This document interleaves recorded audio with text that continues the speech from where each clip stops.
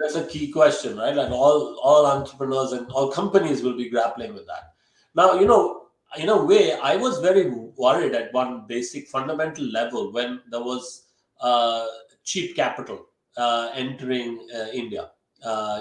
Especially in the startup world, because I really believe that if you have a lot of money sloshing around, it makes you lazy and it makes you stupid up to a point. Okay, especially on the front end. On the contrary, if you don't have money and you don't have resources, then you have to start thinking. You have to start thinking cleverly. You have to be ingenious, and more importantly, you have to really get the customer on side. You can't buy customers, and that is my big worry when there's money. So if you take all these big platform startups, right? You take an Uber, for instance. Everybody knows that there's a winner take all thing, and that's why all the capital, especially when there was cheap capital, was just flooding into companies like that. And what were they doing? They were simply buying out both sides of the market. They were subsidizing consumers, people like you and me who would ride in the Uber, and then they were paying the drivers and basically bribing them to come onto their platform. And that is frankly not sustainable. And also, you're not forced to think about what it is that will really keep these drivers with us. How do we really keep them with us? As opposed to, yes, we'll get to a monopoly situation and then we'll squeeze both sides. That's just not like, that's not even good business practice, let alone the regulators are not going to be happy with that, right? I'm in a way, I am pleased that it's a little bit tighter now, because then I think it forces the entrepreneurs to really think harder, to think smarter, and to really think like, what is the value proposition we're offering our customers? This is how the capitalist system works very well when it works.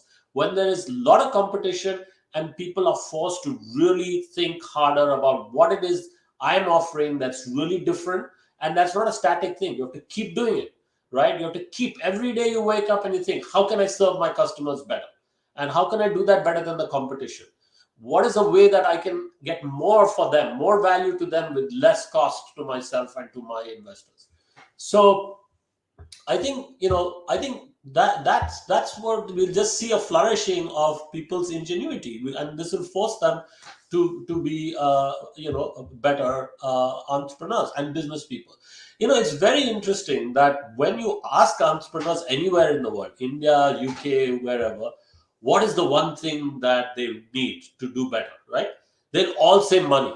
They all say Money. finance, right? Yes. But actually, if you dig deeper with them and you spend time, you will realize that there are other things that they value more. Sometimes they don't realize it until they get it. And for instance, mentorship. Like, we have a lot of programs here, accelerator programs and so on. And when we start them on the accelerator program and ask them what they really need, they'll all say money, right? Everybody says money. But soon into the program, when they start having mentors who will help them with IP protection, for instance, or help them to do better pitches, or help them to refine their value proposition, or put them in front of key customers, then they realize that is much more valuable than the money, because the money is just a means to an end. And if you have the money, it's not guaranteed that you will get all those great insights and those connections and those networks, and that you will have that sustainable business. But if you have those other things, the money will follow. So that's just another thing I wanted to say, and that's why I think in a way this tightening is is probably a good thing.